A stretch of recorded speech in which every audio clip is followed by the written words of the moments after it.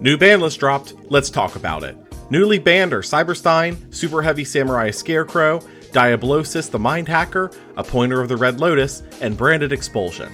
Cyberstein is always one of those cards that threatens to cause problems, whether it be FTKs or just general toxic lines, so a ban makes sense, though I don't know what specifically caused this hit. It was totally the Thalon's FTK. Scarecrow is going to make a lot of Super Heavy Samurai lines either harder or impossible, specifically stopping the FTK line. The deck can still function without it, but it is a massive hit to consistency.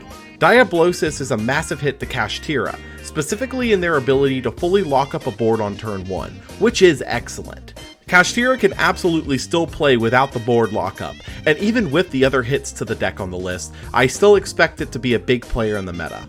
Appointer being banned feels off to me, but it does make sense. Konami has never really liked the Saki 1-of traps and free information traps, like Red Reboot or the original Mind Crush, so it is in line with previous hits. Similarly, Expulsion was not being used for the actual deck's lines. It was being used to lock up special summoning or traps, very much a needed hit. Newly limited cards next. Blaster Dragon Ruler of Infernos coming back very much feels like releasing the second weakest Dragon Ruler.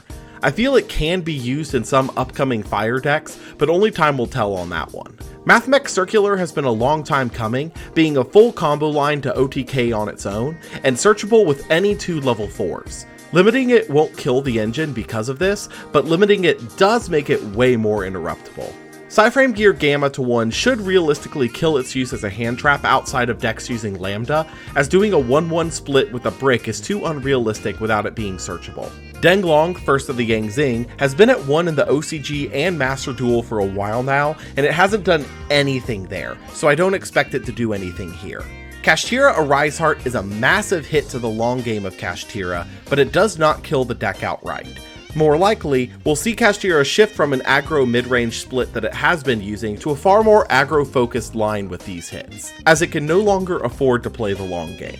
Pearly Delicious Memory to 1 is due to it being the line to Plump, which is the fastest line to a 5 material Noir, making it a good hit without killing the deck outright.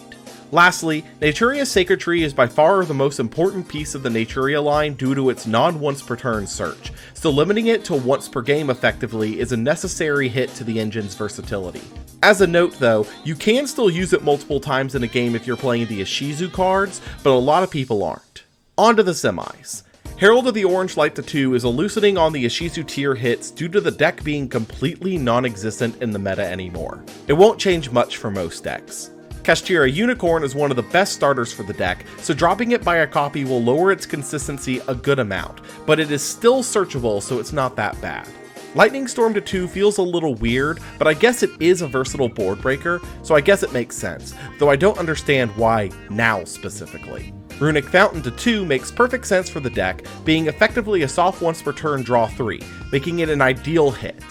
Sky Striker Mobilize Engage to 2 is loosening on the deck's restrictions, which may come back to bite it since this is an amazing loosening for the deck. It won't make Strikers tier 1, but it will make it a lot more playable in the current meta. Lastly, Sprite Starter to 2 feels like a hit that should have happened a while ago, but with Sprite not really performing compared to others in the meta, it feels like a weird hit to see.